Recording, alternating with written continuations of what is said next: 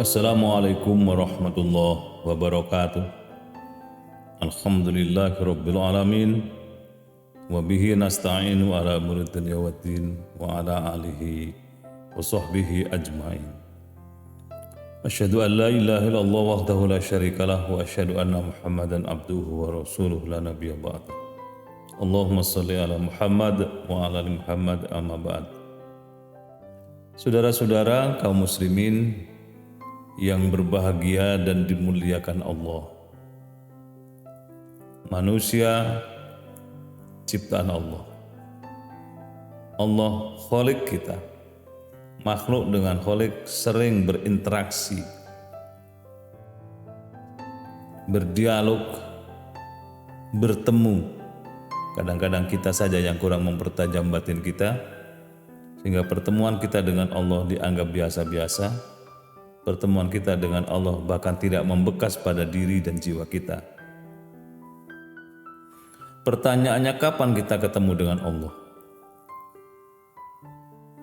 Sering kita bertemu dengan Allah itu sering. Pertama, kita bertemu dengan Allah ketika kita melaksanakan sholat 5 waktu, bahkan sholat-sholat sunnah. Kita bertemu dengan Allah dalam batin kita, dalam jiwa kita, dalam hati kita dengan Allah itu, bahkan dalam dialog-dialog kita dalam sholat, dalam bacaan sholat. Ketika kita takbiratul ihram, Allahu Akbar, Allah Maha Besar, kita menghadap kepada kiblat, hati kita menghadap kepada satu titik yaitu Allah, kemudian lisan kita mengucap Allahu Akbar, Allah Maha Besar. Jiwa kita sedang menyatu dengan Allah, kemudian kita berdialog, doa iftitah kita ucapkan, suratul Fatihah kita baca, dan seterusnya. Di situ adalah tak dialog-dialog dengan Allah sebagai makhluk, kita berdialog dengan Allah sebagai Khalik kita. Sering kita bacakan ayat itu, Iyyaka na'budu wa iyyaka nasta'in. Hanya kepadamu kami menyembah ya Allah, dan hanya kepadamu kami minta tolong. Ini kan dialog kita dengan Allah. Jagongan dengan Allah, berbicara dengan Allah harus disertai dengan hati yang mendalam supaya ada penghayatan yang sungguh-sungguh.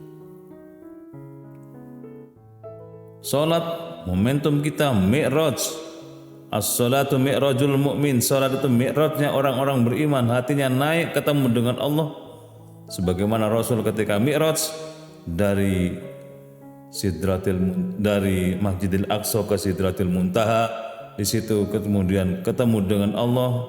Rasulullah diberi kesempatan melihat surga, diberikan kesempatan untuk melihat neraka, berdialog langsung dengan Allah. Maka kemudian Nabi menyatakan as-salatu mi'rajul mu'min, salat adalah mi'rajnya orang beriman, naik hatinya, dialog dengan Allah, ketemulah dengan Allah di situ. Maka orang yang sholat dengan hati khusyuk itu akan membekas pada perilaku kehidupannya. Orang yang sholatnya khusyuk, insya Allah dia akan merasakan betapa perilaku keseharian hendaknya diwarnai dengan nilai-nilai sholat. Kaum muslimin yang berbahagia dan dimuliakan Allah Subhanahu wa Ta'ala, itulah keuntungan menjadi mukmin. Dalam kesempatan tertentu kita bisa bertemu dengan Allah, berdialog dengan Allah, mohon kepada Allah, menyerahkan diri kita, hidup kita, mati kita hanya kepada Allah. Inna salati wa nusuki wa mahyaya wa mamati lillahi rabbil alamin. Ini yang pertama. Maka Allah mengaitkan antara sholat kita dengan kemenangan. Qad aflahal mu'minun. Sungguh untung orang beriman itu. Alladzina hum fi sholatihim khushu'un. Yaitu mereka yang hatinya khusyuk dalam sholatnya. Supaya kita khusyuk, mari kita tata niat kita dalam sholat. Luruskan pada satu titik, fokus kepada Allah. Kemudian hayati bacaan-bacaan sholatnya. Upayakan kita tidak berpikir selain Allah, sehingga kata-kata takbiratul ihram Allahu Akbar menandai kita haram hukumnya mengadakan kontak batin dengan selain Allah. Takbiratul ihram artinya takbir yang mengharamkan seluruh hubungan selain kepada Allah. Yang kedua, kita ketemu dengan Allah itu ketika kita menjenguk orang sakit. Di dalam sebuah hadis qudsi Allah berfirman, "Aku sedang sakit, kenapa engkau tidak jenguk?" Ada yang bertanya, engkau ini kan Allah, masa engkau sakit, masa engkau ingin dijenguk? Apa penjelasannya? Ketika ada hamba Allah yang menderita sakit, di situ ada Allah. Kalau kita menjenguk orang yang sakit, berarti kita ketemu dengan Allah yang memberikan sakit, yang memberikan sehat. Di situ kita sadar bahwa diri kita sedang mendapatkan kenikmatan dari Allah berupa kesehatan sehingga bisa menjenguk orang sakit. Kalau ada orang sakit kok kita tidak menjenguk, berarti kita tidak mau mempedulikan tanda-tanda kekuasaan Allah, yaitu datangnya penyakit itu. Jangan-jangan nanti giliran kita yang sakit dan tidak ada orang yang menjenguk.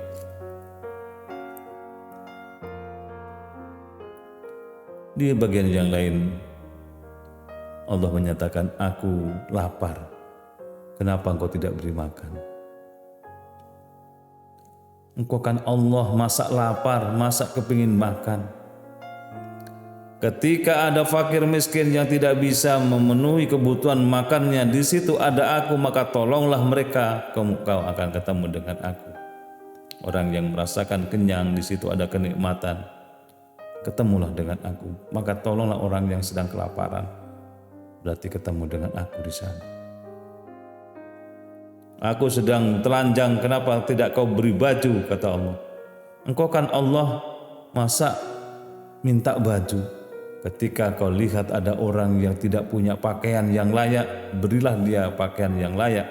Karena ketika engkau memberikan pakaian yang layak, di situ engkau ketemu dengan aku. Pahalanya luar biasa. Sehingga ada satu kebiasaan yang dilakukan oleh Rasul Muhammad SAW. Setiap kali ada orang yang meninggal dunia, pulang dari takziah mengantarkan jenazah ke pemakaman, Rasul menyempatkan berhenti atau singgah di rumah orang yang duka itu. Satu ketika Rasul kemudian berhenti di rumah salah seorang sahabat beliau. Ada istrinya di situ, kemudian bertanya, apa yang dipesankan oleh almarhum kepadamu? Tidak ada ya Rasulullah. Ada, pastinya ada. Coba diingat-ingat kembali, kata Rasul. Enggak ada ya Rasulullah. Ada, coba diingat-ingat kembali. Oh iya, suatu ketika suami saya mengatakan kalimat-kalimat tertentu, saya tidak paham ya Rasulullah. Apa maksudnya? Apa yang diucapkan oleh suamimu? Dia menyatakan, andekan jauh, andekan semuanya, andekan baru. Saya tidak paham ya Rasulullah, apa maksudnya? Nabi tersenyum kemudian menjelaskan, kalimat yang pertama, andekan jauh, itu karena suamimu satu ketika akan ke masjid ketemu dengan tunanetra, kemudian tunanetra itu akan melaksanakan sholat, dituntun oleh suamimu dekat ke masjid. Andekan jauh, Allah perlihatkan itu pahalanya ketika nazak, pahalanya yang nuntun yang dekat tadi begitu luar biasa. Andekan jauh, betapa hebatnya pahalanya. Istrinya tadi mantuk-mantuk, menganggukkan kepala. Oh, itu yang dimaksud. Kemudian andekan semuanya, apa itu ya Rasulullah? Suamimu satu ketika makan roti di masjid, kemudian ada orang yang lebih miskin membutuhkan, kemudian dipotong roti itu, diberikan separuh kepada orang yang membutuhkan. Diperlihatkan ketika nazak pahalanya, memberikan sesuatu kepada orang yang sangat membutuhkan, luar biasa besar pahalanya itu. Andaikan seluruhnya aku berikan, maka luar biasa yang aku dapat. Kembali menganggukkan kepala si istri. Andaikan baru maksudnya apa ya Rasulullah? Suamimu satu subuh datang ke masjid pakai jaket karena dingin, kemudian ditambahkan dengan jaket yang satunya, yang baru ada di dalam, yang jelek ada di luar. Ada orang yang kedinginan sudah tua di situ kemudian diberikan jaketnya itu. Yang diberikan yang ada di luar yang lebih jelek kualitasnya. Andaikan yang baik yang aku berikan, betapa besar pahala. Itulah kaum muslimin yang berbahagia, kisah-kisah yang mengitari bagaimana kita menjenguk orang sakit, ada orang meninggal dunia, ada orang kelaparan dan sebagainya.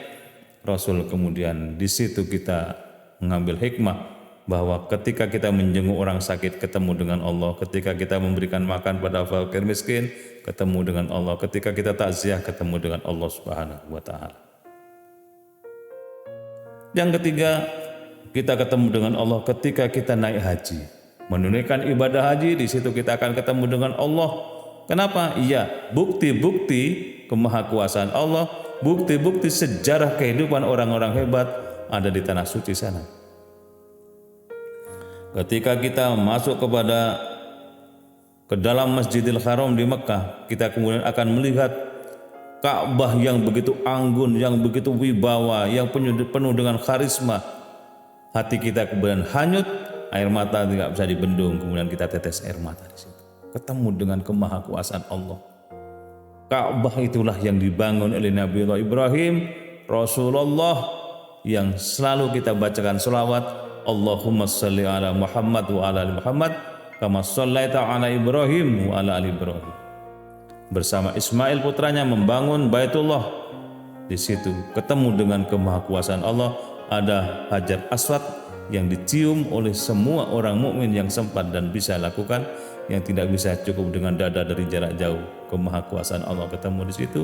Kita ketemu dengan Allah dan bekas-bekas kemahakuasaan Allah.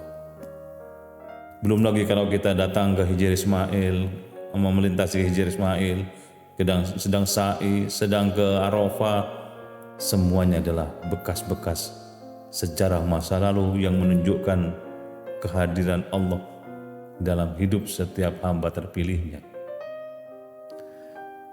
Ibadah haji mengantarkan kita bertemu dengan nuansa batiniah yang sangat kental, yang bisa menunjukkan kemahakuasaan Allah dengan makom Ibrahim, dengan bekas-bekas bagaimana Rasul Muhammad SAW merintis Islam pada saat itu. Di situ ada orang yang mempertaruhkan jiwa dan raganya, nyawanya, hanya untuk mencari ridha Allah dan mendapatkan kebahagiaan hidup dunia akhirat.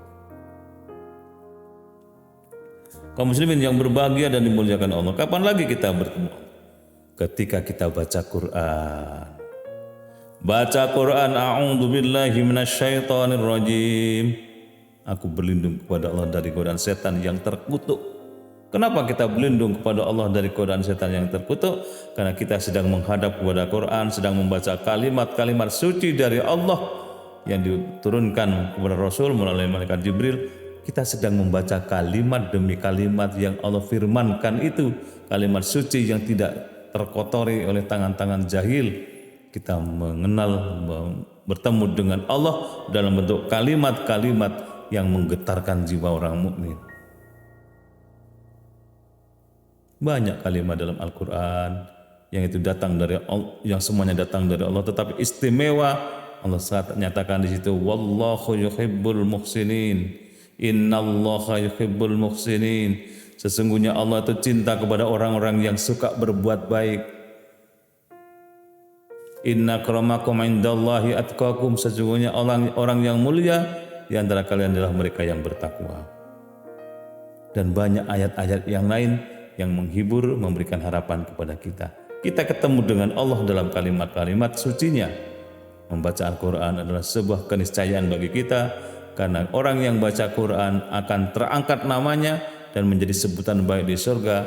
Dan orang yang baca Quran besok bacaan-bacaannya akan datang memberikan syafaat kepada orang yang suka membacanya itu. Ketemu dengan kalimat-kalimat suci yang datang dari Allah Subhanahu wa taala. Kaum muslimin yang berbahagia. Terakhir, kita ketemu dengan Allah besok di akhirat. Kita akan ketemu dengan Allah secara langsung di akhirat sebagaimana informasi datang dari Rasul Muhammad SAW. Kata Nabi, besok Orang beriman diberikan satu kesempatan yang paling dirindukan, ketemu dan melihat wajah Allah secara langsung. Apa bisa ya Rasulullah? Tanya mereka. Rasul bertanya, apakah kalian pernah melihat bulan purnama yang terang benderang tanpa ada hambatan mendung sedikit pun? Oh pernah ya Rasul. Itulah nanti gambarannya.